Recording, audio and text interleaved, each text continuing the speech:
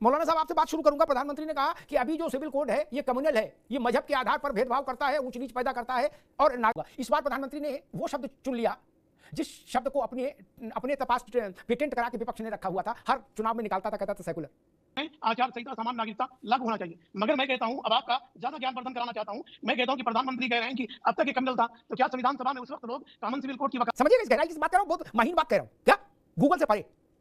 Common civil code पर जब गिरे हुई तो इस पर सहमति नहीं बनी। तो सहमति नहीं बनी तो वल्लभ भाई पटेल से लेकर राजेंद्र बाबू और बाबा साहब तक ने कहा कि इस 15 अगस्त को मोदी जी के लाल किले से यूसीसी की जगह सेकुलर सिविल कोड कानून बनाने की बात बोलने के बाद डिबेट में अमिताभ अग्निहोत्री ने विरोधी पार्टी का खूब मजा लिया। गजब का डिबेट है, मजा आ जाएगा। चलिए शुरू करते हैं। मैं समझ नहीं पाता कोई वर्ग हो समाज का भारत में रहने वाला इस बात पर तो लड़ाई लड़ सकता है कि भाई हमारे लिए अलग कानून, उनके लिए अलग क्यों। एक कानून पर का विरोध हो रहा है। यहां उल्टी गंगा बहा रहे हो, गंगा सागर से गंगा जा रही है गंगोत्री की ओर टहलती हुई, क्या कर रहे हो भाई। और जिनको इतना लगता है कि नहीं शरिया है और शरिया में कोई हस्तक्षेप नहीं हो सकता, मौलाना अरशद बंदी कहते कि ना ईंट से ईंट बजा देंगे, तो दादा रे फिर पूरी शरिया ले लो ना। तब भी डर जाते हो, तुम्हें मेरे की पूरी शरिया लागू करना, ना ना ना भाग जाएंगे ना, ये कहते नहीं। कहा आप नाराज हो गए, पूरी शरिया नहीं नहीं ले लो ना। हम तो कहते हैं चलो ये भी रट्टा खत्म करो, एक दूसरे कानून बना दो, यूसीसी छोड़ो, इधर फुल शरिया रहेगी। नहीं, अब रसमलाई और आलू की टिक्की एक ही धोने में खाओगे, अलग अलग धोना ले लो। नहीं, शरिया पूरी ले लो। कांग्रेस को भी आपत्ति नहीं होनी चाहिए। अगर मान लीजिए हमारे मुस्लिम भाई कहते हैं हमें पूरी शरिया चाहिए, तो ठीक है, सारे राजनीतिक दलों को यस कहना चाहिए, क्या ठीक है, हम आपका सम्मान करते हैं। भाई थानेदार को 2 रजिस्टर ही तो रखने पड़ेंगे, यही तो अंतर आएगा। मनोज सभा तो कुछ है नहीं। थानेदार पूछेगा भाई कौन है आरोपी, बोले फलाने, बोले चलो भाई करो संसार इनको, क्या यही ना होगा। ठीक है, जज भी 2 रजिस्टर रख लेंगे। कड़वा कड़वा थू और मीठा मीठा गप नहीं चलेगा। मजा आया, और मैं ये जो मजा है हिंदुस्तान के हर व्यक्ति को देना चाहता हूं। फ्रांस में, ब्रिटेन में, अमेरिका में, ऑस्ट्रेलिया में, वहां भी तो मुसलमान है और वहां भी शरिया है। वहां क्यों नहीं करते कि हम हलाला करेंगे या और दूसरे कार्यक्रम करेंगे? वहां तो नहीं कोई कहता, नहीं कह रहे ना। यह अलग बात है कि ब्रिटेन में स्थिति इस वक्त दूसरी है। अंग्रेज यहां पाकिस्तान बना के गए थे और जिनके लिए पाकिस्तान बना के गए वो अब ब्रिटेन में पाकिस्तान बनाने पे आमादा है। मौलाना साहब वो कह रहे ना अब हम ब्रिटेन में भी एक पाकिस्तान बनाएंगे। बोलो सियावर रामचंद्र की जय। पंजीरी बट रही है वहां ब्रिटेन में, क्या माउंट बेटन ये है, ये भारत बांट के गए थे ना, बड़ा खुश थे, बोले भारत के कैंची चला दी हमने नक्शे पे। अच्छा जी, अभी 100 साल नहीं हुए मौलाना साहब, प्रकृति का चक्र घूमा है। वही अंग्रेज जान बचाए घूम रहे हैं लंदन की गली, ब्रिटेन की गलियों में, क्या? और वही लोग जिनके लिए अंग्रेजों ने पाकिस्तान को जन्म दिया, जिन्ना के ऊपर हाथ रखकर, वो लोग कह रहे हैं ना तुम्हें हमारी कसम, पीछे हट जाओ, यही पाकिस्तान बनाएंगे। क्या? अब लो कर लो बात। तीसरी बात, मैं उस बहस में पढ़ता ही नहीं कि इससे हिंदुओं को नुकसान होगा, मुसलमानों को नुकसान होगा, दलितों को होगा, कि ब्राह्मणों को होगा। मैं इस बहस में जा ही नहीं रहा। जब इस देश में, एक पुरानी बात बताता हूं, जब इस देश में जवाहरलाल जी हिंदू कोड बिल लेके आए मौलाना साहब, क्या, तो उस पर आपत्तियां आई पार्लियामेंट में, जबकि नेहरू जी बड़े कद के नेता थे। नेहरू जी ने कहा कि इस बार हमारे कहे पे हिंदू कोड बिल पास करा दो। मैं वचन देता हूं जवाहरलाल कि बहुत जल्दी इसी महान सदन में मैं मुस्लिम कोड बिल लेके आऊंगा। और हिंदू कोड बिल पास होने के बाद नेहरू जी सोने चले गए। उनसे पर जब किसी ने पूछा 10 साल बाद 15 साल बाद, बोले भैया उसका कुछ नहीं किया। अरे बोले पागल हो क्या? एक विदेशी ने उनसे इंटरव्यू लिया था, उसने पूछा कि Pandit Nehru what about Muslim code bill? तो पंडित जी ने कहा कि हमारे देश में मुसलमानों की तादाद बड़ी है और मुझे नहीं लगता कि सरकार को ये जोखिम लेना चाहिए। क्यों भैया? तब नहीं समझ में आया था, तब गुलगुला समझ के खा लिया।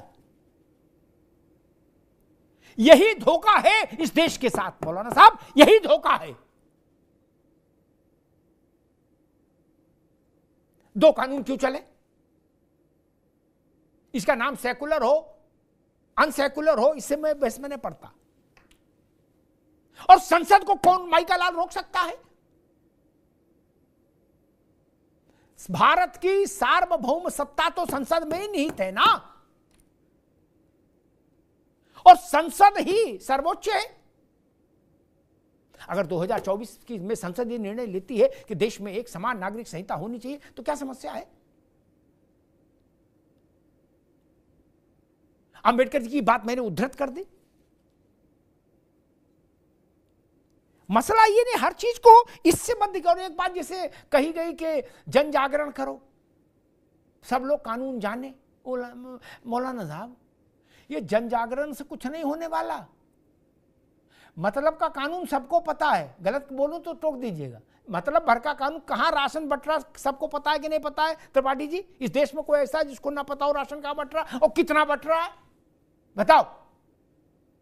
राजज्ञा तो किसी ने नहीं देखी राशन की, कैबिनेट नोट भी नहीं देखा, लेकिन ननकू को भी पता और रज्जाक को भी पता कि एक आदमी पे 5 किलो मिलना, उसे 4.5 किलो देख के देखो, वही झुट्टम झुट्टा हो जाएगा, दे दबा दब। उसको पता नहीं, आपको ज्यादा, हमको आपको पता है। फार्म भरने से वो लोहिया आवास, प्रधानमंत्री आवास मिलता है, ये सबको पता है। फार्म कहां मिलता कि नहीं मिलता? मौलाना साहब बताओ, कोई आदमी ऐसा पूरे देश में जिसको ना पता हो? वो पढ़े लिखे नहीं है। अभी किसी ने कहा था कि पढ़े लिखे लोग नहीं है, पहले सब पढ़ जाएं। गजब, जो पढ़े नहीं वो तो सब जानते हैं, जितना पढ़े वाले नहीं जानते। ये नहीं समझाओ भैया, ना ना ना, सब जानते हैं। जो हमारे यहाँ स्कूली शिक्षा नहीं ग्रहण किए, ये उनका अपमान है कि वो नहीं जानते। वो सब जानते हैं, शिक्षा ग्रहण किए हुए से ज्यादा जानते हैं। क्या? इसलिए न समझाइए कि हम आप ज्यादा समझदार हैं। ना ना ना, भारत की जनता बहुत समझदार है, वो सब जानती कहां क्या खेल हो रहा है। अभी एक सर अंग्रेजी में नियम घोषित हो जाए मौलाना साहब, अंग्रेजी, कठिन अंग्रेजी में, कि जिसके 3 बच्चे होंगे उसे सिलेंडर सब्सिडी वाला नहीं मिलेगा। मान लीजिए, क्या सुबेरे हिंदुस्तान का कोई आदमी नहीं मिलेगा जिसको इसकी जानकारी ना हो जाए? क्या? अंग्रेजी छोड़ो, जो हिंदी नहीं जानता वो भी आपसे पूछ कहेगा मौलाना साहब सुनिए ऐसा नियम बन गया।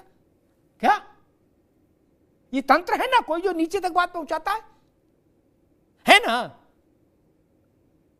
हम लोग सोचते हैं कि हम ही लोग विद्वान हैं, ऐसा नहीं भैया। और इस सबसे हटके एक मोटी बात ये